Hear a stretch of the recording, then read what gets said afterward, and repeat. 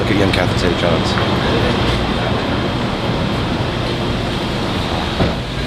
I asked her to dinner 2 weeks ago. She's been out for 2 years, and I never talked to her. I just like stare at her like Finally, I was like, asked her if she had a boyfriend.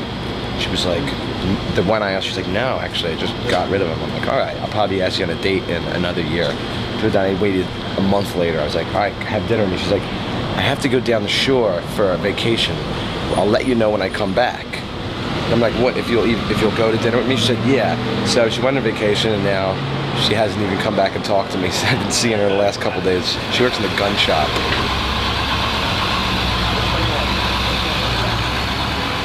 I see her when she walks out to smoke cigarettes all the time. And yeah, I don't think I'm her type though.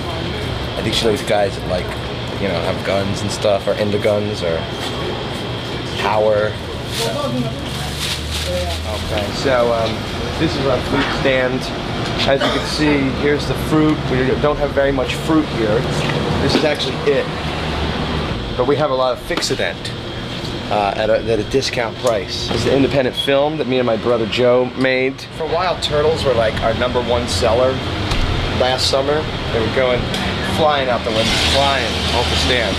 It was like the #1 item on the whole fruit stand. You know, kung fu movies, you know, stuff you need. We had world famous trash bags. World famous trash bags. Well, our price is world famous. For $3.50, the amount of trash bags you get and the size, it's just unbeatable. You know what these things are called? These things, I had to paint it for a guy for the Italian festival, which we have every year, where the whole street's just loaded with people. They've been doing it for decades. And you know, he wanted to make one of these, and now after the festival, we just kept it here, and it's kind of created a not a big attraction, but more kind of like attraction to this side of the street. We're the last stand until you hit Pat Steaks. We're pretty much the last stand on 9th Street, right there. And if you go to the other side of Washington, that's where all the business is. We're kind of dying down here for some reason. Not very much business. When I was around here as a kid, I just know there was a lot more fruit stands, first of all, across the street where people were out on this block. A lot. The whole block was loaded with fruit stands, more customers. And now the only stand on the whole block and the whole 2-block radius is my dad's stand. When I was a kid, I don't know what I was aware of, that what I saw was more of a market before, and now I don't know what this place, this one little area is really strange. Mostly because we have this ice factory across the street, which takes up more than an entire half a block, where there's nothing.